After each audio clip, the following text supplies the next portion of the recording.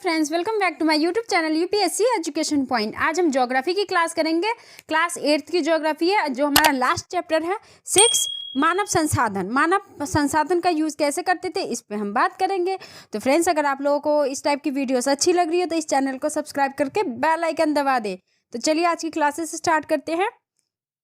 लोग ही एक राष्ट्र के सबसे बड़े संसाधन होते हैं। लोग ही क्या है, जो हम लोग हैं वही राष्ट्र के क्या है, सबसे बड़े संसाधन। हम लोग, हम हैं, मैं हो गई, आप हो गए, सभी लोग हो गए, क्या है, एक संसाधन ही है।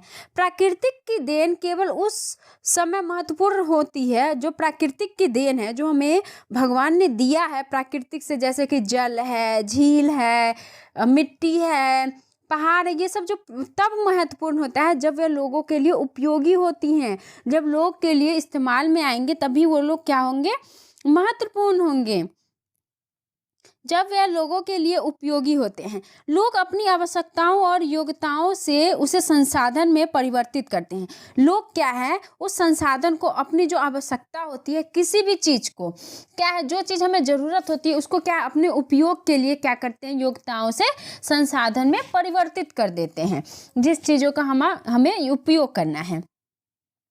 चलिए, अभिप्रेरित लोगों अपनी आवश्यकताओं के अनुरूप संसाधन का विकास करते हैं।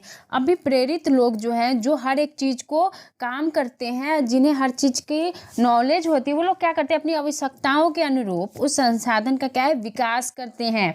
जैसे मिट्टी है, रोड है, रोड पर सड़क बना देते हैं। कोई भी चीज़ है उससे क्या है, घर बना देते हैं। ये सब क्या है, अभिप्रेरित, जिन्हें मतलब कि काम करना, जिन्हें किसी चीज़ को करना अच्छा लगता है।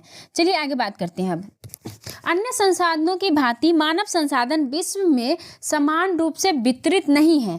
अन्य संसाधन मतलब काफ़ी सारे संसाधन क्या है कि हर जगह वितरित है। जैसे मिट्टी है, ये सब क्या है, हर जगह आप लोगों को अवेलेबल मिलेगा। जल है, हर जगह अवेलेबल मिलेगा। ये भी क्या हमारा संसाधन में है। लेकिन काफ़ी संसाधन क्या है, हर जगह नहीं है। जैसे आप लोगों का लोहा है, गोल्ड है, ये हर जगह आप लोगों को थोड़ी ना मिलता है। कहीं कहीं पे भी ये सब का भंडार है। चलिए आगे बात कर ले। अपने शैक्षिक स्तर, आयु और लिंग में वे एक दूसरे से भिन्न हैं। वो क्या, अपनी शैक्षिक मतलब कि योग्यता, स्तर, आयु और लिंग मतलब महिला है, पुरुष है, इन सब में एक दूसरे से क्या है, वो अलग अलग है। उनकी संख्या और लक्षण भी बदलते रहते हैं। उनकी संख्या भी बदलती रहती है और लक्षण, उनकी आदतें भी बदलती रहती है। देखिए, कार्टून के हिसाब से इसमें समझाने की कोशिश की गई है कि पहले ये हम देख लेते हैं। क्या आप जानते हैं, भारत सरकार के अधीन एक मानव संसाधन मंत्रालय है। गाइस, ये इम्पोर्टेंट है, इस चीज़ को हम नोट डाउन करते चलेंगे। भारत सरकार के अधीन एक मानव संसाधन मंत्रालय है, जो 1985 में इस मंत्रालय का निर्माण लोगों के कौशल को बढ़ाने के लिए किया गया था। इतना फ्रेंड्स इम्पोर्टेंट है, ये नोट डाउन कर लीजिएगा, ठीक है, जो मानव के संसाधन के लिए बढ़ाया गया था। इसमें देखते हैं, मेरे गांव में 1000 लोग हैं। ये बोलता है लड़का येलो शर्ट वाला कि मेरे गांव में क्या है, 1000 लोग हैं। फिर मैम बोलती हैं, आपके विचार में विश्व में कितने लोग हैं। सॉरी, पहले हम मैम की बात सुनते हैं। आपके विचार में विश्व में कितने लोग हैं, मतलब हम अपने हिसाब से बताते हैं कि हमारे विश्व में, तो मेरे विद्यालय में 500 बच्चे। ये लड़की बोलती है मेरे विद्यालय में 500 बच्चे हैं, मेरे पूरे स्कूल में 500 बच्चे हैं। ये लड़का बोलता है मेरे कक्षा में 30 बच्चे हैं। और ये लड़का बोलता है कि मेरे गांव में 1000 लोग हैं। तो विश्व में 6.6 अरब लोग हैं। अब जो मैम बोलती हैं 1 अरब में कितनी शून्य होते हैं, इस संख्या को आप कैसे लिखेंगे। चलिए अब बात करते हैं हम जनसंख्या वितरण की। अब इसमें जनसंख्या वितरण की देखिए, प्रत्येक में, विश्व में प्रत्येक 100 लोगों में, देखिए किस हिसाब से ये बनाया गया है। इसमें भूपृष्ठ पर जिस प्रकार लोग फैले हैं, मतलब जो पृथ्वी पर जिस प्रकार से लोग फैले हैं, उसे जनसंख्या वितरण का प्रतिरूप कहते हैं। क्या कहते हैं, भूपृष्ठ पर जिस प्रकार लोग फैले हुए उसे क्या कहते हैं, जनसंख्या वितरण का प्रतिरूप कहते हैं। फ्रेंड्स, इसके नोट्स जो मैं शॉर्ट्स वीडियो में डाल दूंगी, आप लोग वहाँ से नोट डाउन कर लीजिएगा, ठीक है। चलिए, विश्व की जनसंख्या का 90% से अधिक भाग, विश्व का जनसंख्या का जो 90% से अधिक भाग जो है, भूपृष्ठ के लगभग 10% भाग पर ही निवास करते हैं। 90% से अधिक लोग क्या करते हैं, भूपृष्ठ के लगभग 10% भाग में ही रहते हैं। विश्व में जनसंख्या का वितरण अत्यंत असमान है। विश्व में जो जनसंख्या का वितरण है अत्यंत असमान हैं। कुछ क्षेत्र बहुत घने बसे हैं और कुछ विरल बसे हैं। मतलब कुछ क्षेत्र में बहुत ही ज़्यादा पॉपुलेशन है और कुछ क्षेत्र में क्या है, बहुत कम है। जैसे आप लोग देख लीजिएगा, अपने राज्य देश में ही बात करते हैं, इंडिया में, कि यूपी में बहुत ज़्यादा पॉपुलेशन है कि नहीं है। और जगह देख लीजिए कि बहुत कम पॉपुलेशन है। जिस एरिया में नदी वगैरह ज़्यादा है वहाँ पे ज़्यादा पॉपुलेशन बसी हुई है। तो इसी बात को इंडिकेट कर रहे हैं। दक्षिण और दक्षिण पूर्वी एशिया, यूरोप और उत्तर पूर्वी उत्तर अमेरिका घने बसे क्षेत्र हैं। जो दक्षिण और दक्षिण पूर्वी एशिया है वो, और यूरोप और उत्तरी पूर्वी अमेरिका घने बसे हुए क्षेत्र। उच्च अक्षांशीय क्षेत्र, उष्णकटिबंधीय मरुस्थल, उच्च पर्वतों और विषुवतीय वनों के क्षेत्रों में बहुत कम लोग रहते हैं। जो पहाड़ी एरिया है फ्रेंड्स, उस तरफ बहुत ही कम लोग रहते हैं। विषुवत वृत्त के दक्षिण की अपेक्षा विषुवत वृत्त के उत्तर में बहुत अधिक लोग रहते हैं। विषुवत वृक्ष का जो दक्षिण एरिया है उधर कम लोग रहते हैं और विषुवत वृत्त का जो उत्तरी एरिया है दक्षिण में कम रहते हैं और उत्तरी एरिया में बहुत ही ज़्यादा लोग रहते हैं। विश्व की कुल जनसंख्या का लगभग 3/4 लोग 2 महाद्वीप एशिया और अफ्रीका में रहते हैं। विश्व के 3/4 भाग जो है उसमें 2 देश है, 2 महाद्वीप है, एशिया और अफ्रीका। एशिया में ही हम लोगों का क्या आ जाता है, हम लोग इंडिया वगैरह सब किस में आ जाता है, एशिया महाद्वीप में ही आ जाता है। यहाँ आप लोगों को पता है बहुत ही ज़्यादा लोग हैं। विश्व के 60% लोग केवल 10 देशों में रहते हैं। विश्व के 60% लोग 10 देशों में रहते हैं। इन सभी देशों में 10 करोड़ से अधिक लोग हैं। यहाँ पे देखिए गाइस, एशिया में येलो कलर का है वो पूरा एशिया है, कितने घने लोग हैं, है नी। यूरोप में भी है, कम ही है। अफ्रीका में देखिए ज़्यादा है। फिर मध्य अमेरिका में भी है, लेकिन ओशियाना, ऑस्ट्रेलिया और न्यूजीलैंड के प्रशांत द्वीप में समूह में बहुत ही कम ही लोग हैं, ना के बराबर ही है। चलिए इसमें देखते हैं। जापान में देखिए कम है। चीन और भारत में सबसे ज़्यादा जनसंख्या, सबसे ज़्यादा चीन में, फिर भारत में है। ठीक है फ्रेंड्स, और ये जो 10 लोग हैं सबसे ज़्यादा भारत और चीन में लोग निवास करते हैं। चलिए आगे बात कर लें। जनसंख्या का घनत्व, मैंने आप लोगों को भारत दर्शन क्लासेस ले रही हूँ फ्रेंड्स, उसमें जनसंख्या घनत्व भी आप लोगों को बताती हूँ। तो चलिए जनसंख्या घनत्व देख लेते हैं। पृथ्वी पृष्ठ के 1 इकाई क्षेत्र में रहने वाले लोगों की संख्या को जनसंख्या का घनत्व कहते हैं। पृथ्वी पृष्ठ के 1 इकाई क्षेत्र में रहने वाले लोगों को, एक जगह जो लोग रहते हैं उसको क्या कहते हैं, हम जनसंख्या घनत्व कहते हैं। क्या कहेंगे, पृथ्वी के 1 इकाई क्षेत्र में रहने वाले लोगों की संख्या को जनसंख्या घनत्व कहते हैं।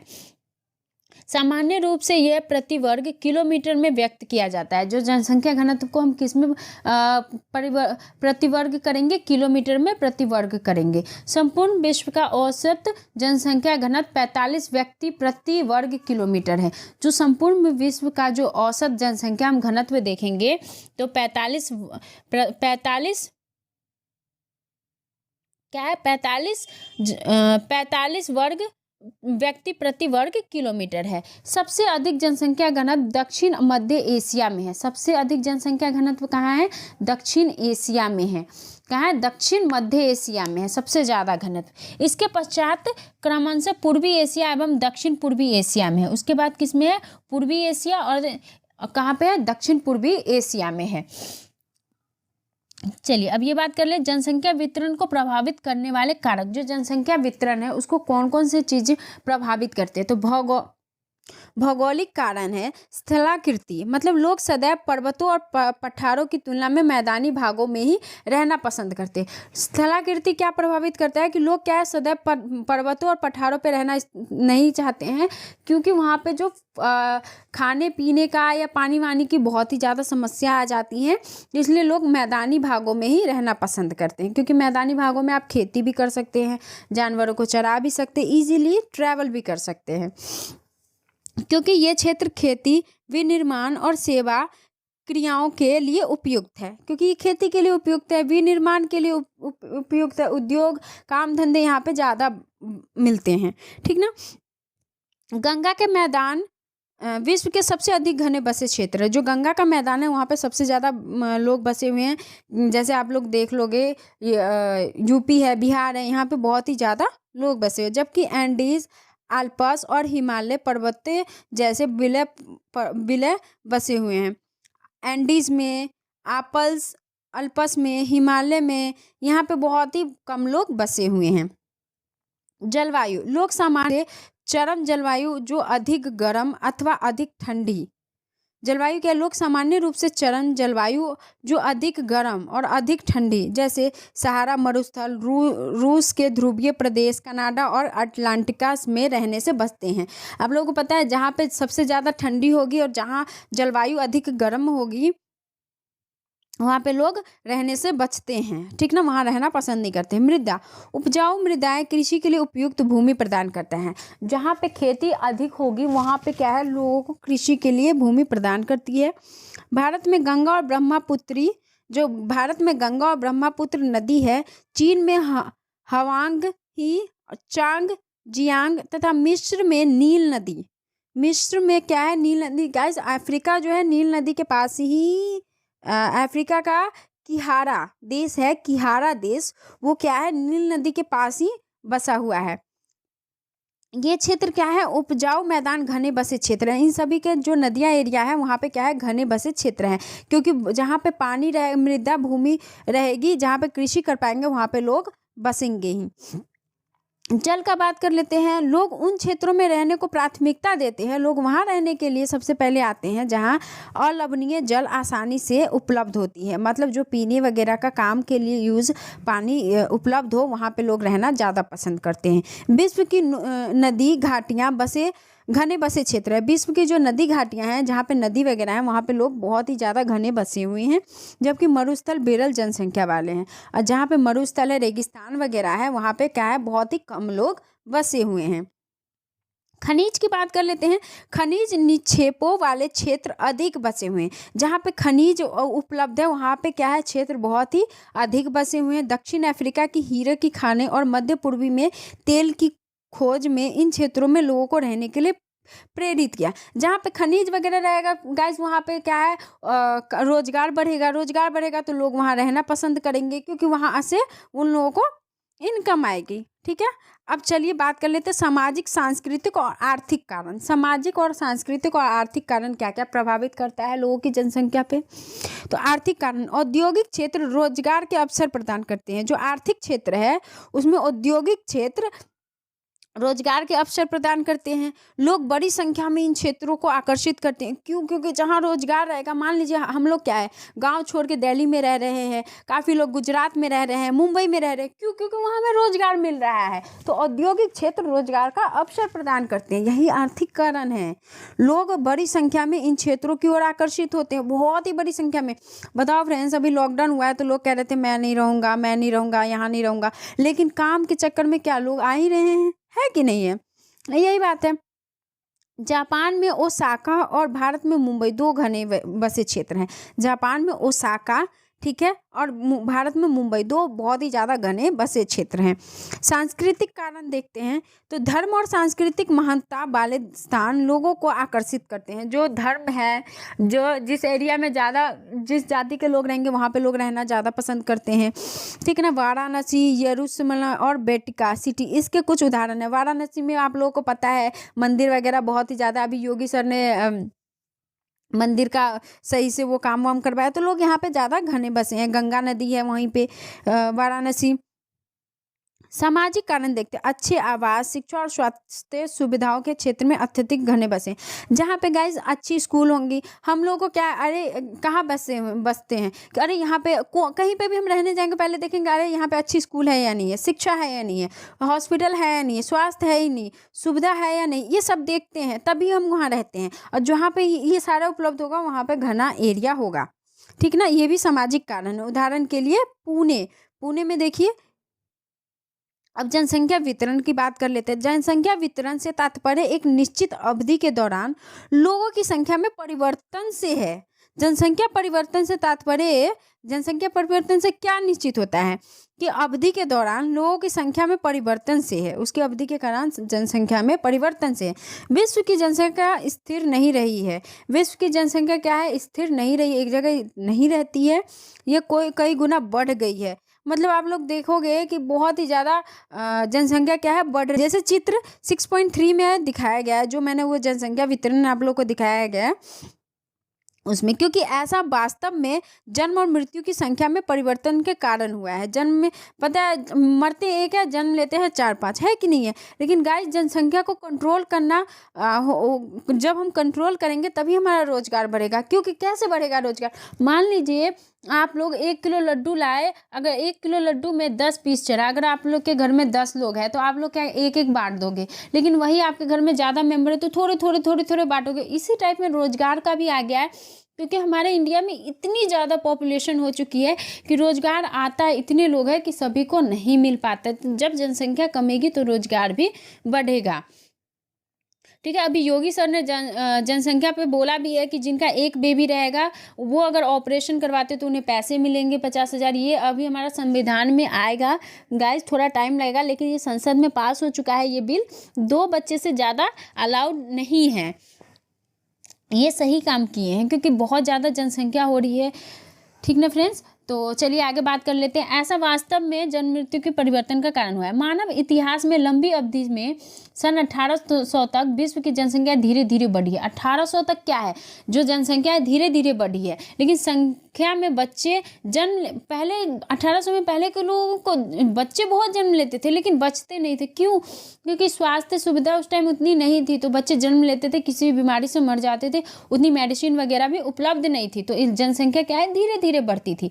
लेकिन शीघ्र ही उनकी मृत्यु भी हो जाती थी। ऐसा इसलिए था क्योंकि वहाँ उचित स्वास्थ्य सुविधाएं नहीं थे। ठीक ना फ्रेंड्स, सभी लोगों के लिए पर्याप्त भोजन उपलब्ध नहीं था। कुपोषण की वजह से भी काफ़ी लोग पहले मर जाया करते थे। किसान सभी लोगों को कि भोजन की आवश्यकता को पूरा करने के लिए पर्याप्त उत्पादन करने में सक्षम नहीं थे। पहले के लोग क्या थे फ्रेंड्स, उतना खाद वाद नहीं होता था, तो जो हम लोग जो उपजाते थे वो कम उपजता था। ये भी एक कारण था कि जनसंख्या धीरे धीरे बढ़ती थी। इसके परिणाम जनसंख्या में वृद्धि बहुत कम थी। सन 1820 में विश्व की जनसंख्या 1 अरब हो गई थी। सन जो 1820 में है जनसंख्या 1 अरब हो गई थी, और 150 वर्षों बाद 1970 में आरंभ में विश्व की जनसंख्या 3 अरब पहुंच गई। 1820 में क्या था, जनसंख्या 1 अरब थी, और 150 वर्षों बाद क्या है 3 अरब पहुंच गई। चलिए आगे बात कर लेते हैं। 1999 में 30 वर्षों की अवधि से कम में जनसंख्या दुगनी 6 अरब हो गई। 1999 में जनसंख्या जो है 30 साल में 6 अरब हो गई। इस वृद्धि का मुख्य कारण खाद्य आपूर्ति और औषधियों के कारण मृत्यु दर कम होना था। अब क्यों हुआ? क्योंकि खाद्य आपूर्ति होने लगा है, खेती वगैरह होने लगे, तो अच्छी सबको खाना मिलने लगा, तो कुपोषण कम होने लगा और मेडिसिन वगैरह बनने लगी, तो इससे जनसंख्या मृत्यु दर कम हो गई और जनसंख्या बढ़ गई। जन्मों को साधारण जन्म दर में आंका जाता है। जन्मों को क्या है, साधारण जन्म दर में आंका जाता है। जन्म दर अर्थात प्रति 1000 व्यक्ति पर जीवित जन्मों की संख्या में मापा जाता है। प्रति 1000 का जो व्यक्ति होगा उसमें जीवित जन्मों की संख्या को मापा जाता है। ठीक ना फ्रेंड्स, ये इंपॉर्टेंट है। जन्म दर अर्थात प्रति 1000 व्यक्ति के जन्मों को मापा जाता है, और मृत्यु दर को प्रति 1000 व्यक्ति के मृतकों की संख्या के साथ मापा जाता है। जन्म दर को 1000 के साथ जन्मों के साथ, और 1000 मृत्यु के साथ मृत्यु दर और जन्म दर। ठीक है, दोनों को एक ही हजार के साथ व्यक्तियों के साथ मापा जाता है। किसी क्षेत्र विशेष में लोगों के आने जाने को प्रवास कहते हैं। प्रवास किसे कहते हैं? तो किसी क्षेत्र में विशेष लोगों के आने जाने को प्रवास कहते हैं। मान लीजिए हम लोग यहाँ से कहीं घूमने जाते हैं किसी रिलेटिव्स के पास, तो उसे हम क्या कहेंगे? प्रवास कहेंगे। जन्म और मृत्यु जनसंख्या परिवर्तन के प्राकृतिक कारण है। जन्म और मृत्यु जनसंख्या का परिवर्तन क्या है? प्राकृतिक कारण है। एक देश में जन्म दर और मृत्यु दर के बीच के अंतर को प्राकृतिक वृद्धि दर कहते हैं। एक देश के जन्म दर, किसी भी देश को ले लो, उसके जन्म दर और मृत्यु दर को हम क्या कहेंगे? उसके बीच के अंतर को हम क्या कहेंगे? प्राकृतिक वृद्धि दर कहेंगे। क्या कहेंगे? प्राकृतिक वृद्धि दर कहेंगे। विश्व में मान लीजिए एक पिक्चर से हम समझते हैं, ये है जनसंख्या वृद्धि दर। मृत्यु दर से जन्म दर का अधिक होना, मतलब जन्म दर ज़्यादा है मृत्यु दर कम है, तो जनसंख्या वृद्धि होगी। जनसंख्या स्थिर, जन्म दर और मृत्यु दर दोनों बराबर होंगे। अगर मान लीजिए 2 मर रहे तो 2 जन्म भी लेंगे तो ये दोनों क्या समान होंगे। अब वृद्धि की कमी कब होगी? कि जन्म दर कम होगा और मृत्यु दर अधिक होगी, मतलब लोगों को क्या है, जन्म कम लेंगे और मृत्यु ज़्यादा होगी, तो इससे जनसंख्या में कमी आएगी। ठीक है फ्रेंड्स, समझ ही लिए। अब चलिए इस पे बात करते हैं। जनसंख्या के बढ़ने का मुख्य कारण प्राकृतिक वृद्धि दर का तीव्रता से बढ़ना है। जनसंख्या को बढ़ने का कारण क्या है? प्राकृतिक दर में तीव्रता से, मतलब बहुत तेजी से बढ़ना है।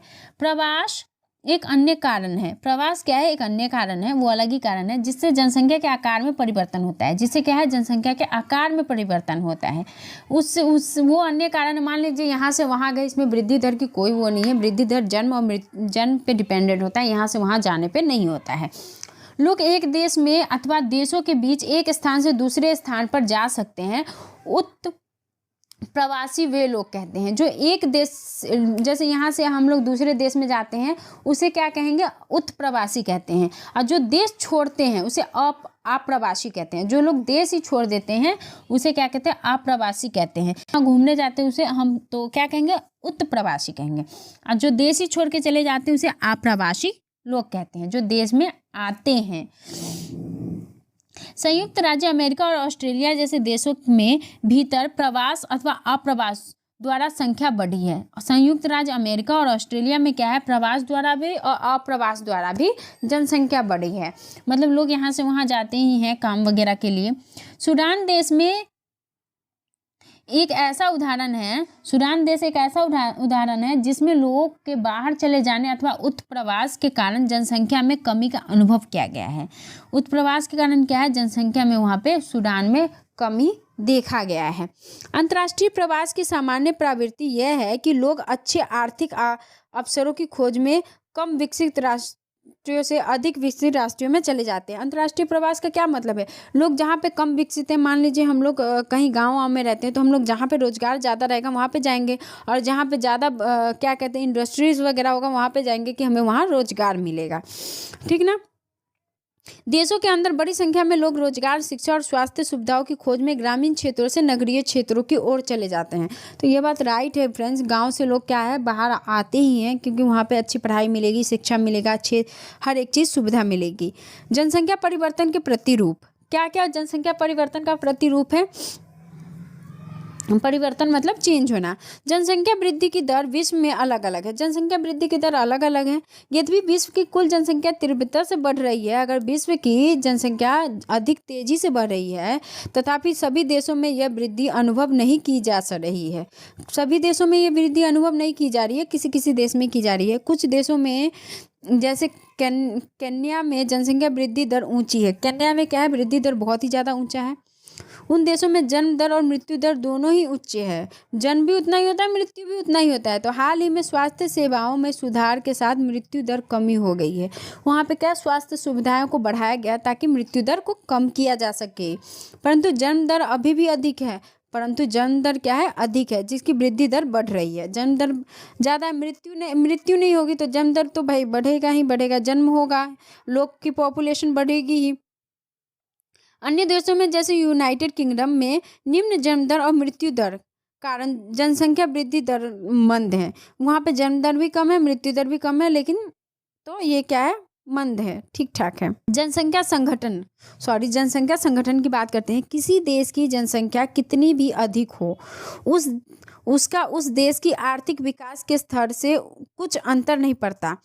किसी भी जनसंख्या का कितना भी अधिक हो, उस देश की आर्थिक विकास के स्तर से कुछ अंतर नहीं पड़ता है। उदाहरण के लिए बांग्लादेश और जापान अति घने बसे देश हैं, ठीक है, लेकिन जापान बांग्लादेश से आर्थिक रूप से अधिक विकसित है। जापान क्या है? बांग्लादेश से बहुत ही ज़्यादा विकसित है। एक संसाधन के रूप में लोगों की भूमिका को समझने के लिए हमें उसके गुणों के बारे में जानने की आवश्यकता होती है। लोग अपनी आयु, लिंग, साक्षरता स्तर, स्वास्थ्य दशाओं, व्यवसाय और आय के स्तर पर एक दूसरे से भिन्न होते हैं। लोगों की इन विशेषताओं के बारे में जानना आवश्यक है। जनसंख्या संगठन जनसंख्या की संरचना को दर्शाता है। जनसंख्या संगठन क्या है? जनसंख्या की संरचना को दर्शाता है। जैसे मान लीजिए मैं अपने पोता पोती को कहानी सुना रही हूँ, मैं सेतु बनाता हूँ, मैं विवाह समारोह में गाता हूँ, मैं घर की देखभाल करती हूँ, मैं किसान हूँ, मैं कैंसर उपचार की औषधियों के लिए शोध कर रही हूँ। तो प्रत्येक व्यक्ति समाज के लिए एक संभाव्य संसाधन है, मानव संसाधन के रूप में अपना योगदान कर रही है। ये क्या है? मानव संसाधन हुए। ठीक है फ्रेंड्स, अब चलिए जनसंख्या संगठन हमारे ये जानने में सहायता करती है। जो जनसंख्या संगठन क्या हमें ये जानने में सहायता करती है कि कितने पुरुष हैं और कितनी स्त्रियां हैं, कितने पुरुष हैं और कितनी स्त्रियां हैं, वे किस आयु वर्ग के हैं। जनसंख्या संगठन से ही ये पता चलता है हमें कितने शिक्षित हैं और किस प्रकार के व्यवसाय में लगे हैं, उनकी आय का क्या स्तर है और स्वास्थ्य दशाएं कैसी है। एक देश में जनसंख्या संगठन का अध्ययन करने के लिए एक रुचिकर विधि जनसंख्या पिरामिड है, जिसे आयु लिंक पिरामिड भी कहते हैं। क्या है? जनसंख्या पिरामिड है, जिसे आयु पिरामिड भी कहते हैं। एक जनसंख्या पिरामिड दर्शाता है कुल जनसंख्या विभिन्न आयु वर्गों में विभाजित है। जितनी भी जनसंख्या है ना, उनको आयु वर्गों में विभाजित है। उदाहरणार्थ 5 से 9 वर्ष और 10 से 14 वर्ष। कुल जनसंख्या का प्रतिशत इन वर्गों में से प्रत्येक वर्ग में पुरुष और स्त्रियां उप विभाजित है। जनसंख्या पिरामिड्स का आकार उस विशिष्ट देश में रहने वाले लोगों की कहानी बताती है। बच्चों की संख्या 15 वर्ष से नीचे निचली भाग में है, ठीक ना। ये प्रतिशत है पुरुषों की और महिलाओं की। ये त्रिभुजाकार प्रतीक होने वाला आरेख क्या है? तो ये जनसंख्या पिरामिड से, इससे हमें क्या है, जनसंख्या पिरामिड्स का पता चलता है। वह क्या है? तो ये एक देश में पुरुष और स्त्रियों की वर्तमान जनसंख्या को उनके आयु वर्ग दर्शाते हैं, ठीक ना। क्या मैं डिटेक्टिव बन सकता हूँ और एक देश की जनसंख्या का पता लगा सकता हूँ? अवश्य। तुम 3 देशों का अध्ययन करते हैं। हम 3 देशों का अध्ययन करते हैं। क्या है? हम 3 देशों का अध्ययन करते हैं। तो देखिए, ये भी प्रतिशत से हिसाब से पता लगाया हुआ है कि किस उम्र में कितने ज़्यादा हैं। ये दिखाए गए हैं कि और जन्म दर के स्तर को दर्शाते हैं। ऊपर का आकार वृद्धि लोगों मतलब 65 वर्ष से अधिक की संख्या दर्शाती है। ऊपर वाले जो है 65 वर्ष से अधिक की जनसंख्या को दर्शाते हैं और मृतकों की संख्या को दर्शाते हैं। जनसंख्या पिरामिड्स एक देश में आश्रित लोगों की संख्या भी बताता है। जो लोग वहाँ पे आश्रित लेते हैं उसकी भी संख्या बताता है। युवा आश्रित लोग 15 वर्ष से कम आयु के और वृद्ध आश्रित लोग 65 वर्ष से अधिक आयु के लोग। आश्रित आयु जनसंख्या के अंतर्गत आते हैं। आश्रित आयु क्या है? जनसंख्या के अंतर्गत आते हैं। कार्यरत आयु वर्ग 15 से 65 के लोगों को आर्थिक रूप से सक्रिय वर्ग में रखा गया है, ठीक ना फ्रेंड्स। क्या है? सक्रिय वर्ग में रखा गया है। एक देश की जनसंख्या पिरामिड जिसमें जन्म दर और मृत्यु दर दोनों ही ऊंचे हैं। एक जनसंख्या पिरामिड जिसमें जन्म दर और मृत्यु दर दोनों ऊंचे हैं, आधार पर चौड़ा है और ऊपर तीव्रता से सकरा हो जाता है। ऊपर तीव्रता से क्या है? सकरा हो जाता है। ऐसा इसलिए है कि बहुत से बच्चे जन्म लेते हैं, लेकिन उनमें से अधिकतर की मृत्यु शैशव काल में ही हो जाता है। जब जन्म लेते हैं उसी टाइम हो जाती है काफ़ी की मृत्यु, और कुछ ही बड़े हो पाते हैं। इसलिए वहाँ वृद्धि लोग बहुत कम हैं। इस स्थिति को कन्या के पिरामिड्स द्वारा दर्शाया जाता है। कन्या के लोग जो क्या है उनमें मर जाते हैं, उस चीज़ से क्या है दर्शाया जा सकता है। जिस देश में मृत्यु दर विशेष रूप से बहुत छोटे बच्चे में कम हो रहा है, युवा आयु वर्ग का पिरामिड चौड़ा है। जिस युवा आयु का वर्ग पिरामिड क्या है? चौड़ा है। देखिए इसमें चौड़ा है ना। हाँ, इस प्रकार की जनसंख्या अपेक्षित अधिक है और अर्थव्यवस्था मजबूत और धर्म मान बढ़ती हुई श्रम को शक्ति है। जैसा देशों में आधार पर पिरामिड सकरा है, घटी मृत्यु दर के कारण अधिक लोग वृद्धि आयु तक पहुंच जाते हैं। क्या है? घटी मृत्यु दर, अधिक लोग वृद्धि आयु तक पहुंच जाते हैं। कुशल, उत्साही, आशावादी और सकारात्मक दृष्टि जैसे युवा जन किसी राष्ट्र के भविष्य होते हैं। ये सब क्या है? राष्ट्र के भविष्य होते हैं। हम भारतवासी भाग्यशाली हैं कि हमारे पास ऐसा संसाधन है।